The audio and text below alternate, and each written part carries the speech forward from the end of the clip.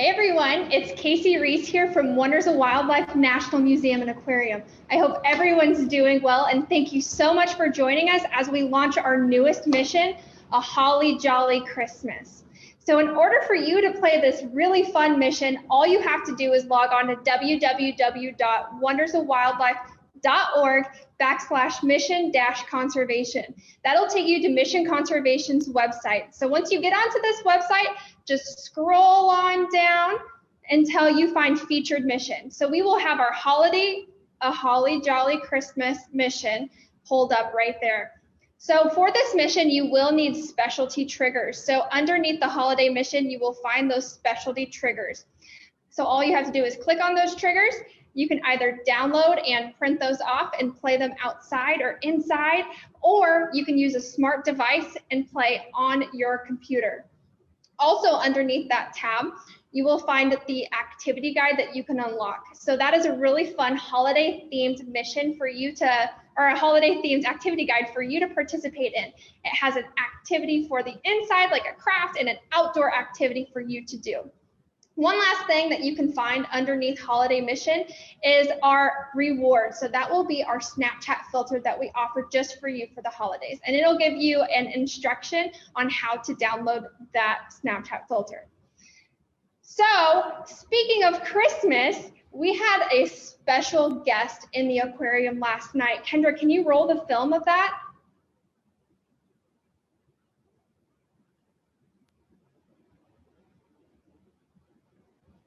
If anyone wants to guess who our special guest is.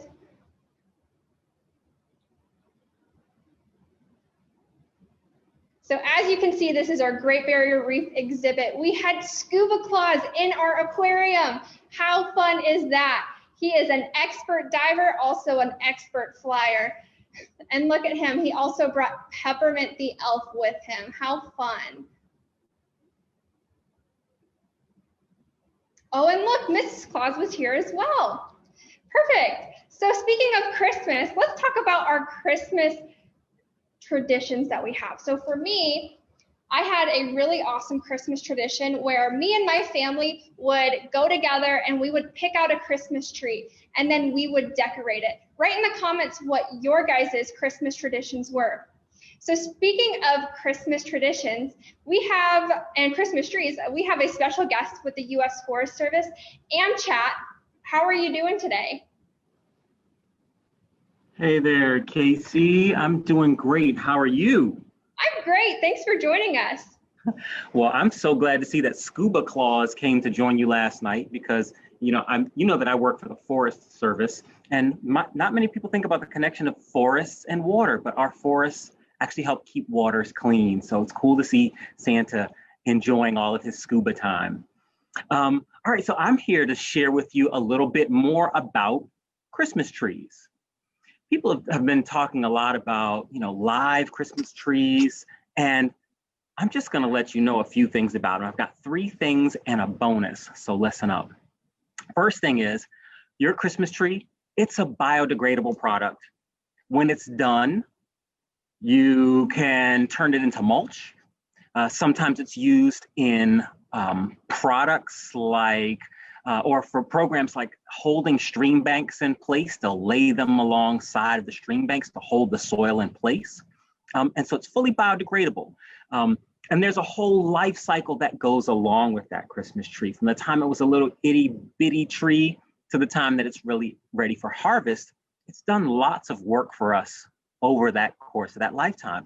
Like I said, it helps clean your water. If you think about what's going on under the ground, those roots are making their magic, lots of other things happening in the soil's biology to help clean water. So we call that ecosystem services. That tree also helped to provide us oxygen along its time of growing.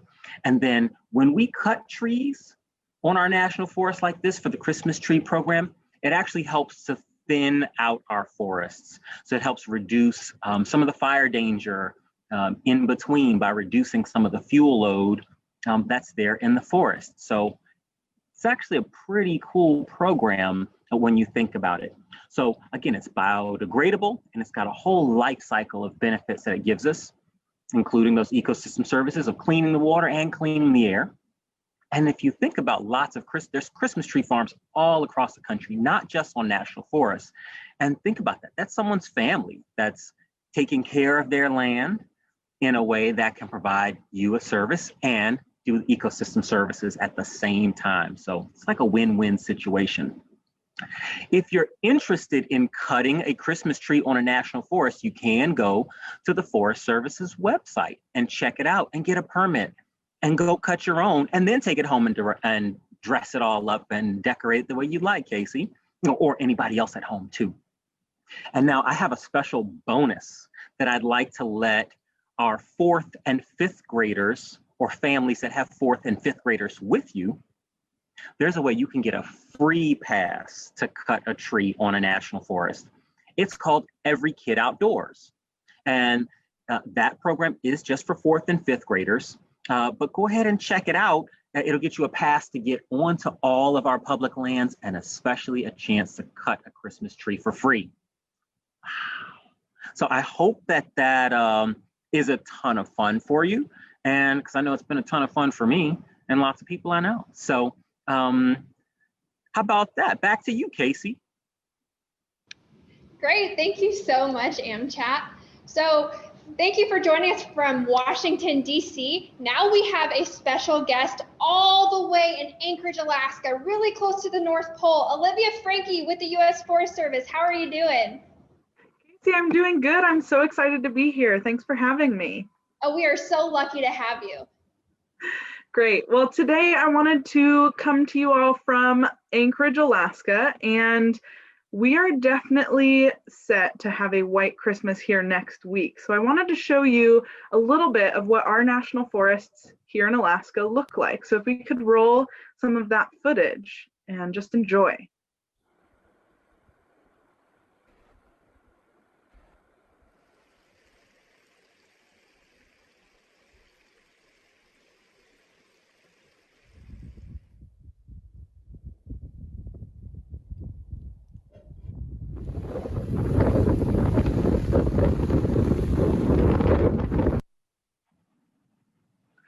Perfect. So just a little glimpse into what the forests here in Alaska look like.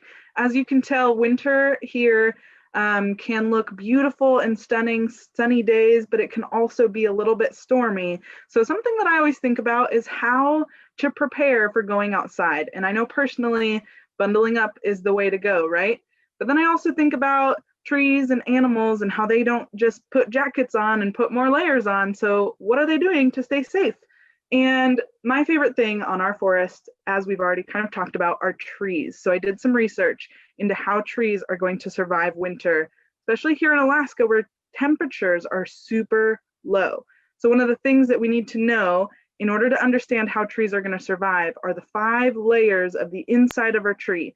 And this is going to be true for a Christmas tree that you go out and get from your national forest. So these are the 5 layers. You'll see the heartwood is in the middle. That's the part that keeps the tree really strong and firm and standing up straight. We've got the xylem outside of that, and that runs from the roots up throughout the rest of the tree, and it actually carries water throughout the tree. Then we've got cambium. That's the layer that's going to grow and make the tree get bigger as it gets older. Then the phloem starts up top and moves down. That part of the tree moves sugars around the tree after they've made those sugars from photosynthesis. And then of course the outer bark. So this is important because these layers kind of act like veins in the tree. So we as humans have veins, and that's actually why it's important to keep warm so that our blood stays warm. And in the trees, they need to figure out how to not freeze the xylem and the phloem layers. So what they do, it's like a secret superpower, is they put proteins on the outside. I know Amtchat is super interested. They put proteins on the outsides of the xylem and phloem cells. That's going to pull some of that water out so that when it freezes in these super low temperatures, it's actually the outsides, those proteins that are freezing, instead of the actual xylem and phloem vein cells. So that's how trees are going to survive winter. Mind blowing. It's like a secret power, and we don't even know that it's going on inside these trees. So that's trees. And then of course, Wildlife is super abundant on our national forests here in Alaska, and there are three main ways that wildlife are going to survive winter, and that's through behavior changes, physical changes, and habits. So the first one, behavior changes, one of the biggest animals that people think about when they think about Alaska are bears. So bears have a huge behavioral change, and they hibernate. They just go to sleep. They stay all bundly and warm in a cave, and they go to sleep, and that's how they're going to survive winter. The physical changes, and I've got a picture for this one as well, physical changes that animals can go through are like fur changes. So one of my favorite animals to see, if you're ever lucky enough to see it on a national forest, is an ermine or a weasel, and they change their fur color. So in the summer, they are brown with some white on their undersides, and then in the winter they go completely white, and that's to help them camouflage in the snow. So that is the physical change. Hopefully we can get that picture up. You can see the three different colors that an ermine can have.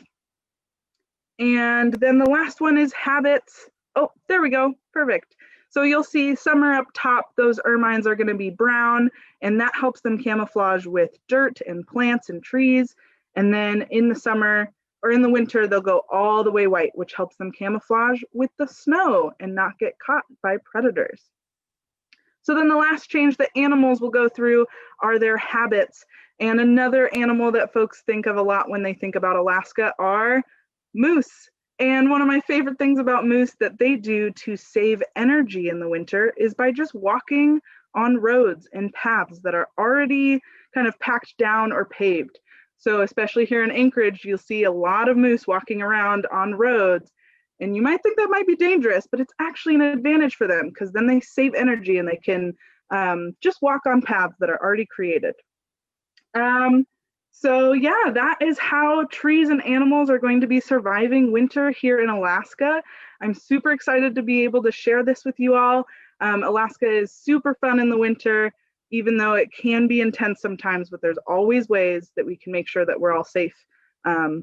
So yeah, happy holidays from the Chugach and the Tongass up here in Alaska, and I'll pass it back to you, Casey. Great, thank you so much, Olivia. I have actually experienced seeing a moose in the wintertime in Colorado travel on a trail in front of me. And it was the most mind-blowing thing I've ever seen because it was a baby moose and it was about 6 feet tall, taller than me. And I just see it walking right in front of me. And I look up and I'm like, okay, just calm down. It's really, really neat. So a lot of things are, something that's really cool about the animals that live up north that help them stay warm is like an adaptation that they have called blubber. So can you go talk into detail a little bit about what blubber is that keeps these animals warm in Alaska? Yeah, so most of my understanding of blubber is for marine animals, and it's a very thick layer of fat that they actually accumulate around them, and that actually keeps a layer between the cold outside and their warm insides. So that also does come back to veins, right? We want to keep the blood warm and moving throughout our bodies. So just like in trees with their xylem and phloem, in humans with our veins, animals want to do the same thing. So that layer of fat around their bodies is going to actually give them a buffer between super cold temperatures outside, whether it's the water or the outside air, and their vein system inside. So yeah, that's another super important adaptation. Awesome. Yeah, thank you so much, Olivia. So animals all the way up north in the North Pole, just like Santa Claus, they use that blubber to keep themselves warm in the really, really cold and frigid areas. So in the snow, it's cold all the time, so they need to stay warm. That is one layer that keeps them warm. They also use fur to keep them warm, and some of them, like animals all the way down in the South Pole, like penguins, they use feathers and they have oil on their feathers to keep the water off of their feathers. So a lot of animals have different adaptations that help keep themselves really, really warm in those really cold environments like the North Pole. So great job. Thank you so much, Olivia, for joining us today. Thank you for talking about the animals and about the trees.